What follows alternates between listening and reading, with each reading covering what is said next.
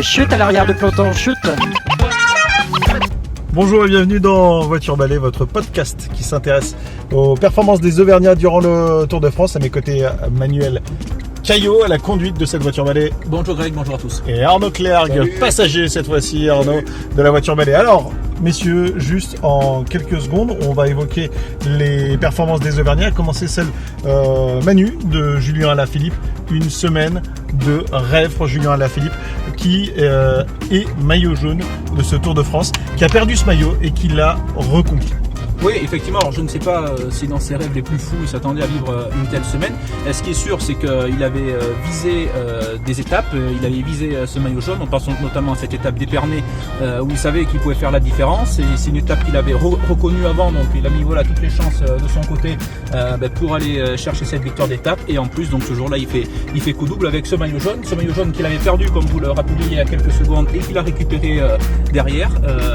Il avait annoncé encore une fois, il est parti, il a tenté le coup, il savait qu'il y avait ses bonifications à gagner dans cette dernière côte dans l'étape de Saint-Etienne et ça a fonctionné, donc chapeau à lui. Et tous les avis sont unanimes, que ce soit les consultants, que ce soit le directeur du Tour de France qu'on a pu rencontrer au départ de Saint-Flour.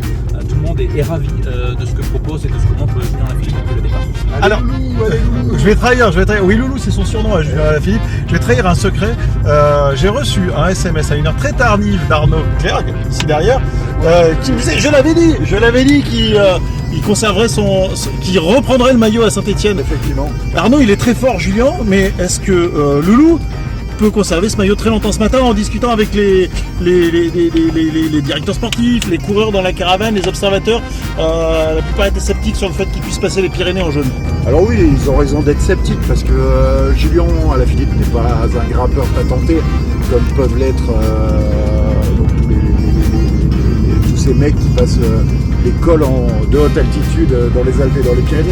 Julien Alaphilippe, c'est un puncher, il n'a pas ce profil-là. Mais moi, j'ai envie de vous dire un mais. J'en discute souvent avec des personnes qui aiment le cyclisme. J'ai envie de vous dire, souvenez-vous, Thomas Voeckler en 2011. Thomas Voeckler n'était pas un grimpeur. Déjà, il était en jaune à Saint-Flour, comme Julien Alaphilippe. Eh ben voilà. Il était en jaune à Saint-Flour. Bon, certes, il avait profité d'une échappée fleuve où il avait pris 20 minutes d'avance. Chose à pécule que n'a pas Julien Alaphilippe pour défendre son maillot jaune. Mais Julien Alaphilippe est tout de même un autre coureur que Thomas Voeckler. Et j'ai envie de vous dire que je le vois déjà passer les Pyrénées avec le jaune. Je pense pas qu'il perde beaucoup de temps dans le contre-la-montre de Pau qui a lieu vendredi, je crois. Oui, c'est ça, c'est vendredi. C'est vendredi. Parce que c'est un mec qui a quand même des qualités en contre-la-montre. On l'avait vu, il avait gagné un contre-la-montre sur le Paris-Nice il y a 3 ans, je crois, de ça. Cette année, sur le Dauphiné, il fait dans les 10 premiers. Il perdra pas beaucoup de temps, à mon avis, sur le contre-la-montre de Pau. Et après, dans les Pyrénées, qui sait ce qui va se passer. Moi, je le vois garder le jaune après les Pyrénées. Et après, voilà, l'appétit vient en mangeant. Beaucoup lui promotaient l'enfer déjà dans l'étape de la planche des Belles Filles jeudi dernier. Et il s'est pris en main, il a attaqué, il a accéléré. Alors certes, ça n'a pas suffi à l'arrivée. Mais voilà, c'est lui qui a accéléré en tête du peloton maillot jaune pour essayer de combler cet écart. Je pense qu'il y a peut-être une petite erreur de gestion ce jour-là de la part de son équipe qui a laissé un peu trop de champ libre aux échappées. Voilà, mais en tout cas, on l'a vu, il a fait l'effort pour aller essayer de conserver son maillot jaune. Et ce qu'il a fait ce jour-là, il est capable de le faire dans les Pyrénées. L'étape de Bagnères jeudi, à mon avis, ne posera pas de gros soucis pour lui. Et après, il faut voir l'étape du Tourmalet. Alors, l'étape du Tourmalet a cette particularité, c'est que c'est une étape assez courte. Donc, elle fait 117-120 km, me semble-t-il. Donc, il faudra voir comment, s'il y a des attaques d'entrée de jeu. Mais en tout cas, oui, je rejoins Arnaud et je pense qu'il peut passer les Pyrénées en jaune. Jour de fête pour Julien Alaphilippe, mais jour de défaite et jour de doute pour Romain Bardet. Terrible, très compliqué pour le Brivadois qui pourtant a eu la joie de rejoindre justement sa ville de Brioude durant cette première semaine du Tour de France, mais qui a craqué notamment à la planche des Belles Filles, Arnaud. Ouais, il a craqué à la planche des Belles Filles.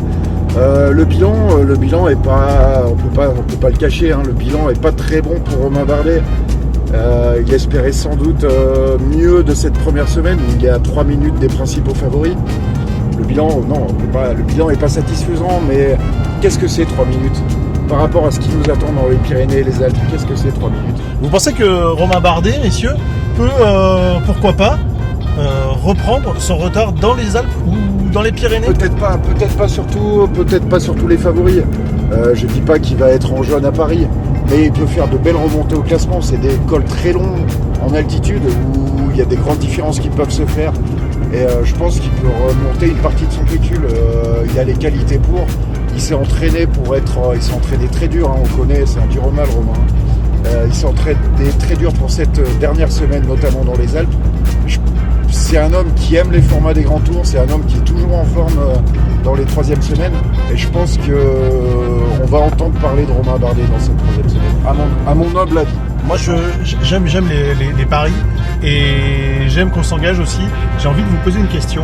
Est-ce que Romain Bardet terminera devant Julien Alaphilippe au général à l'issue des 3 semaines du Tour de France? Alors, la question est compliquée. Tout dépend.